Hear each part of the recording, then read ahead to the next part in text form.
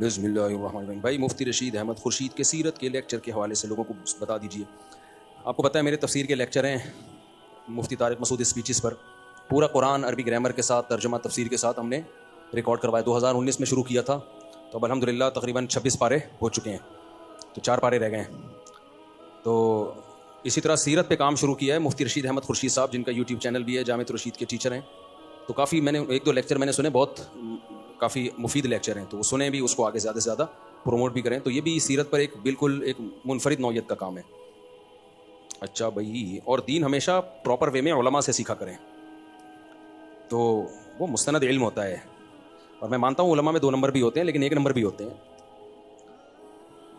السلام علیکم ورحمۃ اللہ. مفتی صاحب, میں اور میرا دوست بہت دور سے آئے ہیں, آپ سے بیان کی بات مصافحہ کرنا چاہتے ہیں. پہلے بھی 5-6 مرتبہ آ چکے ہیں, ابھی بلا کے ابھی مصافحہ کر لیں, کیونکہ میں بیان کے بعد ایسا بھاگوں گا تگڑ تگڑ پکڑ پکڑ. السلام علیکم, کیا حال ہے؟ ٹھیک ٹھاک.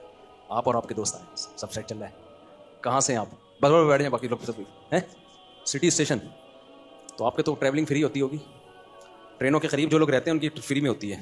ہماری پھوپھو رہتی تھی شاہ فیصل کالونی, تو یہاں سے ٹرین میں لڑکے چڑھتے تھے شاہ فیصل تک. ٹرین تو آٹومیٹکلی چلتی رہتی ہے, ٹکٹ دو یا نہ دو. خیر ہم تو ٹکٹ دے کے چڑھتے تھے, لیکن ایک مثال دے رہا ہوں میں. ٹرین ایک پاکستان میں لوکل ٹرینیں تھیں, ان میں ہوتا یہ تھا کہ بس ٹرین کے ایک پائیدان پہ پاؤں رکھو, اسٹیشنوں سے گھومتی رہے گی, جہاں اترنا ہے اتر جاؤ. ٹکٹ چیکر آ رہا ہوتا تھا, لوگ پچھلے ڈبے میں نکل جاتے تھے, ٹھیک ہے نا. تو فری پھوکٹ کا مال تھا گورنمنٹ کا, تبھی وہ ٹرینیں ہی بند ہو گئیں.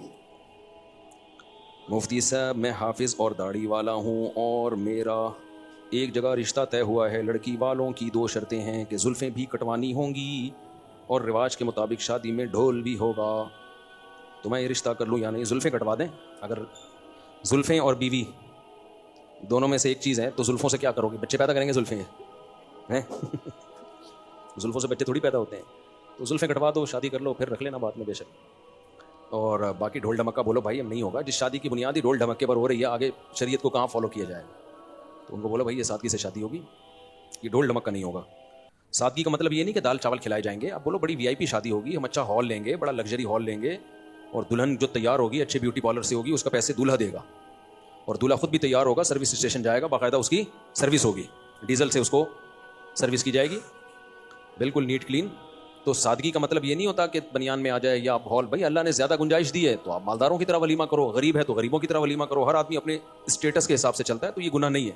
اسراف یہ ہے کہ اپنی آمدن سے زیادہ دکان پکوڑوں کی ہو اور باتیں کروڑوں کی ہو, لیکن یہ کہ اس میں یہ ڈھول بجکا نہیں ہوگا, مس گیدرنگ نہیں ہوگی, لڑکیوں کا الگ لڑکوں کا الگ پارٹیشن ہوگی. اتنا کام کر لو یار, اتنا سا اس میں کیا جا رہا ہے؟ اچھا بھائی مفتی صاحب, میرا ڈراپ شپنگ سے متعلق سوال ہے. آپ نے اپنی آڈیو میں کہا تھا کہ بائی ناؤ کی جگہ آرڈر ناؤ کر دیں تو وہ بھی جائز ہے, اس کی وضاحت فرما دیں. جی ہاں, بائی ناؤ کا مطلب یہ ہوتا ہے ابھی ہم آپ کو بیچ رہے ہیں اور آپ ابھی خرید لیں, حالانکہ وہ بھی آپ نے خود خریدی نہیں ہوتی. تو جو چیز آپ نے خریدی نہیں ہے, صریح حدیث ہے اس بارے میں. ہم مولویوں کو شوق نہیں ہے چیزوں کو ناجائز قرار دینے کا. اسلام کی تعلیمات ہیں, لا تبع ما لیس عندک. لوگ کہتے ہیں مفتی صاحب حدیث کا ریفرنس دو. میں پوری عربی میں حدیث پڑھ کے سنا رہا ہوں آپ کو, یہ ریفرنس سے بڑھ کر چیز ہے. لا تبع ما لیس عندک, آپ نیٹ پہ لکھ لیں لا تبع, فوراً حدیث آ جائے گی. جتنی حدیث کی کتاب میں سارے حوالے نکل کے آ جائیں گے جہاں جہاں یہ. تو لا تبع ما لیس عندک, نبی نے فرمایا جو چیز تمہارے پاس نہیں ہے, یعنی تمہاری ملکیت میں نہیں ہے, اس کو بیچ نہیں سکتے. پھر دوسری حدیثوں سے پتہ چلتا ہے کہ صرف ملکیت کافی نہیں ہے, قبضہ بھی ضروری ہے. لیکن یہ قبضہ ضروری ہے موویبل چیزوں میں, منقولی اشیاء میں. جائیداد میں بیچنے سے پہلے قبضہ ضروری نہیں ہے. آپ نے ادھر زمین خریدی, آگے فوراً بیچ سکتے ہو اس کو, لیکن ملکیت اس میں بھی ضروری ہے کہ زمان ٹرانسفر ہو جائے, رسک آپ کا ہو کہ اگر وہ زمین کو نقصان ہو تو آپ کا نقصان سمجھا جائے. اس کنڈیشن میں جب آئے گی تو آپ آگے بیچ سکتے ہیں. اگر اس کنڈیشن میں نہیں ہے, خالی فائلیں ہی گھوم رہی ہیں, پیچھے زمین ہی نہیں ہے, یا زمین ہے پتہ ہی نہیں ہے کہاں پہ, تو نہیں, پھر اس کو بھی بیچنا جائز نہیں ہوگا. تو لیکن جو منقولی اشیاء ہیں, ڈراپ شپنگ میں تو موویبل چیزوں کی ہی خرید و فروخت ہوتی ہے. تو منقولی اشیاء میں آپ جب تک اس پہ قبضہ نہیں کر لیتے یا آپ کا وکیل قبضہ نہیں کر لیتا, اس وقت تک آپ اس کو فروخت نہیں کر سکتے. میں مثالوں سے سمجھاتا ہوں. دیکھو ایک فون ہے فولڈ 5, سیمسنگ کا فون ہے نا. آپ نے انٹرنیٹ پہ دکھایا یہ سیمسنگ کا فولڈ 5 ہے, اس کی اتنی قیمت ہے, پہلے آئیے پہلے پائیے. اس میں آپ نے لکھ دیا بائی ناؤ, ابھی مجھ سے خرید لو, حالانکہ ابھی آپ کے پاس نہیں ہے. یا آپ نے سرینا مارکیٹ سے خرید تو لیا ہے لیکن رکھا ہوا بھی اسی کے پاس ہے, صرف فون پہ آپ نے اس سے خریدا, یا انٹرنیٹ پہ آرڈر بھیجا ہے کہ یہ میں تم سے خرید رہا ہوں, اس نے کہا تمہارا ہو گیا. سرے سے خریدا ہی نہیں ہے, یا خریدا ہے مگر قبضہ نہیں کیا. تو اب آپ بائی ناؤ کر ہی نہیں سکتے. اب آپ آرڈر تو کر سکتے ہو, آرڈر ناؤ, بھائی آرڈر کرو. آرڈر کا کیا فائدہ ہوگا وہ بتائے گا, میں لینے میں انٹرسٹڈ ہوں.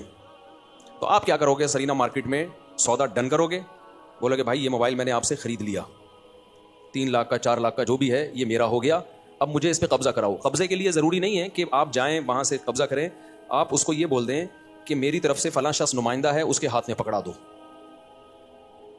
آئی بات سمجھ میں؟ یا ویڈیو بنا کے بھیجو, میرا موبائل دوسرے موبائلوں سے الگ ڈراز میں رکھ دو, الگ کر دو تھوڑا سا. اس کنڈیشن میں آ گیا کہ اب وہ موبائل اگر چوری ہوا یا کسی کے ہاتھ سے گر کے ٹوٹ گیا تو نقصان آپ کا ہوگا, کیونکہ وہ موبائل اس نے آپ کو دے دیا ہے. وہ کہے گا بھائی آپ کی امانت ہے, یہ دوسرے موبائلوں سے میں نے ممتاز اور جدا کر کے یہ آپ کا ڈبہ یہاں رکھ دیا ہے, ٹھیک ہے میں لاک میں لگا دیا, سب کچھ کر دیا, لیکن آپ کا ہے. اب اگر چوری ہوتا ہے بھائی, ہاں اس کی اپنی غفلت سے چوری ہوا ہو کہ اس نے چور کے سامنے لے جا کے رکھ دیا ہو تو ایک الگ بات ہے, لیکن اس کی غفلت سے چوری نہیں ہوا, ویسے ہی چوری ہو گیا, یا کوئی جا رہا تھا کونی لگی نیچے گر کے موبائل ٹوٹ گیا تو نقصان آپ کا. اس کنڈیشن میں آ گیا, پھر آپ جس نے آرڈر ناؤ کہا تھا نا اس کو فون کرو, ہاں بھائی دلچسپی ہے, وہ کہے گا ہاں بائی ناؤ. آئی بات سمجھ میں؟ یہ موبائل اب کس کا ہوا, اور یہ موبائل یہ بھی آپ کا ہوا, کیونکہ موبائل خریدا ہے اس نے تو دل نہیں ہوگا اس کا. تو اب اس کا فائدہ کیا ہوگا؟ یہ شریعت نے جو اتنی پابندیاں لگائی ہیں, یہ پابندیاں اس لیے لگائی ہیں تاکہ منافع خوری نہ ہو, مصنوعی سیل پرچیزنگ نہ ہو. جو آدمی پیسہ کما رہا ہے نا خرید و فروخت کر کے, وہ رسک بھی اٹھا رہا ہو, چاہے 1 سیکنڈ کے لیے رسک. رسک کا مطلب کیا, 1 سیکنڈ کے لیے یہ موبائل اس کے رسک میں آ گیا تھا کہ اب اس کی جان روح ہٹکی رہے گی, ابے یار ڈبہ ادھر کر دیا اس نے, آگے میں نے کسی کو نہیں پہنایا نا, کسی کی کونی لگی گر گیا, چھت گری, موبائل کو نقصان, ڈاکو نے ڈکیتی کر کے سارے موبائل اٹھا کے لے گیا, میرا بھی چلا گیا, تو آپ کی جان اٹکی رہے گی اس میں کہ یار میرا موبائل ہے یہ, لہٰذا اس کو جلدی سے پہنا دو کسی کو.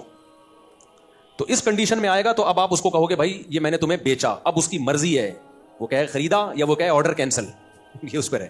اگر آرڈر کینسل ہو گیا تو موبائل کس کا ہے بھائی, آپ کا ہے.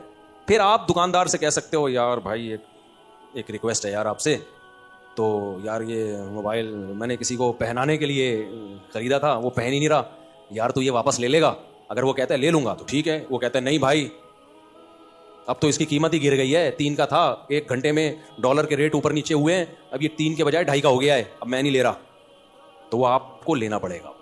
تو یہ ہے ڈراپ شپنگ کا, آپ سمجھ گئے؟ تو اس میں عام طور پہ نقصان ہوتا نہیں ہے, لیکن ہو سکتا بھی ہے. تو اس طرح سے آپ نے قبضے میں لیا, پھر آپ نے اس کو آگے بیچا. اور اگر اس ٹینشن سے بچنا چاہتے ہو کہ نہیں بھائی کون ادھر سے خریدے, بعد میں پتہ نہیں وہ واپس لے گا نہیں لے گا, ڈاکو چور کو چکا کچھ بھی نقصان ہو گیا, تو پھر آپ کو ایک اور طریقہ ہے, آپ 2 پارٹیوں کے درمیان کمیشن ایجنٹ بن جاؤ چیز کو بکوانے کا. آپ پھر یہ بولو بھائی یہ موبائل ہے میں تجھے خریدواؤں گا اتنے کا, اس میں تو دلچسپی لے رہا ہے, یہ نہیں کہو یہ میرا موبائل ہے, بھائی یہ موبائل تجھے چاہیے میں تجھے ارینج کر کے دوں گا, کتنے کا, اتنی قیمت ہے اس کی, ارینج کر کے دوں گا. اور ادھر آپ نے جو بیچنے والا ہے نا, جو مارکیٹ میں بیٹھا ہے, اس سے بات کر لی, بھائی جب میں تیرے لیے کسٹمر لے کر آؤں گا, جتنے کا مال بکے گا نا اس میں اتنے % میرا کمیشن ہے, یا ہر موبائل پہ 5,000 مجھے چاہیے یا 10,000 چاہیے, جو بھی طے کر لو آپس میں, لیکن متعین ہو.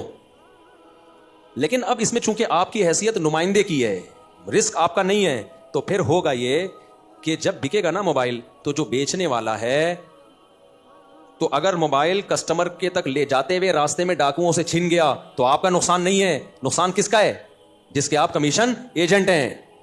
اس کو بتانا پڑے گا بھائی میں تیری چیز بکوا رہا ہوں, یہ میری ہے ہی نہیں. تو جس کی چیز ہوتی ہے جب نقصان ہوتا ہے تو اسی کا ہوتا ہے, میں 2 پارٹیوں کے درمیان کیا ہوں, کمیشن ایجنٹ ہوں. تو پھر کلیئر کرے معاملہ, 2 نمبر ہی نہ کرے اس میں, بھائی ہم کسی کی چیز بکوا رہے ہیں, آپ کو ہم اتنے میں دلا دیں گے.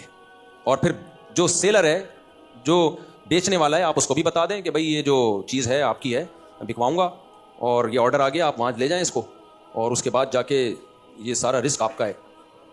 تو جو وہاں تک پہنچانے کے خرچے ہوں گے وہ بھی پھر آپ کے ہوں گے, بائک ہی آپ نے کروانی ہے. میں اگر کرواتا ہوں تو اس کے الگ سے چارجز ہوں گے, چیز آپ کی ہے, یا اس کو جو ہے نا جتنے بھی پھر اس کے پیسے بنتے ہیں بائک کیا کہ وہ آپ کو الگ سے اس میں سے پروفٹ میں سے کاٹنا پڑے گا, لیکن سارا رسک آپ کا ہے. اب ڈراپ شپنگ میں ہوتا یہ ہے کہ 2 پارٹیوں کے درمیان آپ کمیشن ایجنٹ بنتے ہو, لیکن جو بیچنے والا ہے وہ ساری رسپانسبلٹی آپ پہ ڈال دیتا ہے, بھائی آپ کو ہم جب چیز پکڑائیں گے تو بس پھر آپ کی ڈاکو نے چھین لیا, چوری ہو گئی, ہمارا ہیڈک نہیں ہے. تو نہ آپ کمیشن ایجنٹ بن رہے ہو, نہ آپ خرید کے بیچ رہے ہو, تو درمیان کی کوئی چیز اسلام میں نہیں ہے. تو یا تو کمیشن ایجنٹ بنو یا چیز خرید کے بیچو. یہ کتنے طریقے ہو گئے جائز ہونے کے؟ 2. ایک اور طریقہ جائز ہونے کا اس معاملے کے, وہ یہ ہے کہ آپ کسٹمر کو بیچو نہیں, بیچنے کا وعدہ کرو. یہ موبائل ہے فولڈ 6 ہے, فولڈ 5 ہے, یہ میں آپ کو 3 لاکھ کا کل بیچوں گا, آپ بکنگ کرتے ہو؟ کہتے ہیں ہاں میری طرف سے بکنگ ہے, میں خریدوں گا کل.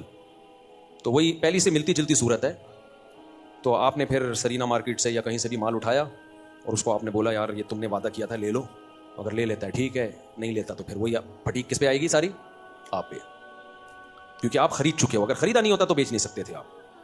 اس میں بھی کمیشن ایجنٹ بن سکتے ہیں. آپ اس کو بولو میں تمہیں کل یہ چیز ارینج کر کے دوں گا, پھر آپ پارٹی سے جاؤ کہ تمہارا موبائل ہے, میں نے کسٹمر تلاش کیا ہے تو تم اس کو بیچ دو, مجھے اتنا کمیشن دے دو کیونکہ میں تمہارے لیے کسٹمر لے کر آیا ہوں. تو اس طرح سے انٹرنیٹ پہ بھی جائز ہے, ٹیلی فون پہ بھی جائز ہے, فزیکلی بھی کرنا ہو تو انٹرنیٹ پہ خرید و فروخت کا کوئی الگ احکام نہیں ہے شریعت میں. تو جو آف لائن احکام ہیں وہی آن لائن خرید و فروخت کے بھی وہی احکام ہے.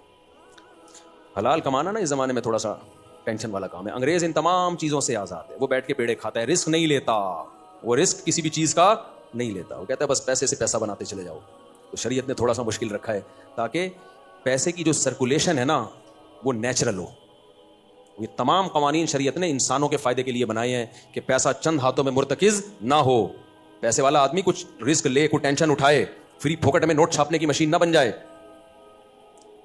اس سے کیا ہوتا ہے, کچھ لوگ کروڑ پتی بن جاتے ہیں, مالدار سے مالدار ہو جاتے ہیں, کچھ غریب سے غریب ہو جاتے ہیں. تو جتنے بھی شریعت نے حکام دیے ہیں نا خرید و فروخت میں, ان میں دو چیزوں کو مد نظر رکھا ہے. ایک یہ کہ لڑائی جھگڑا نہ ہو. جیسے جوئے کو حرام قرار دیا, اس میں خطرہ بہت خطرناک ہوتا ہے, کروڑوں روپے جیتتا بھی ہے, کروڑوں روپے ہارتا بھی ہے, بیڑا ہی غرق ہو جاتا ہے. اس میں یہ بہت نزاع کے بہت خطرات ہیں, اس لیے 1 روپے کے جوئے کو بھی حرام قرار دے دیا. اور دوسرا پیسے کی سرکولیشن وہ نیچرل رہے. یہ دو چیزیں کی وجہ سے شریعت نے خرید و فروخت میں ہمیں بہت ساری چیزوں میں باؤنڈ کیا ہے کہ یہ حلال کاروبار, یہ حرام کاروبار.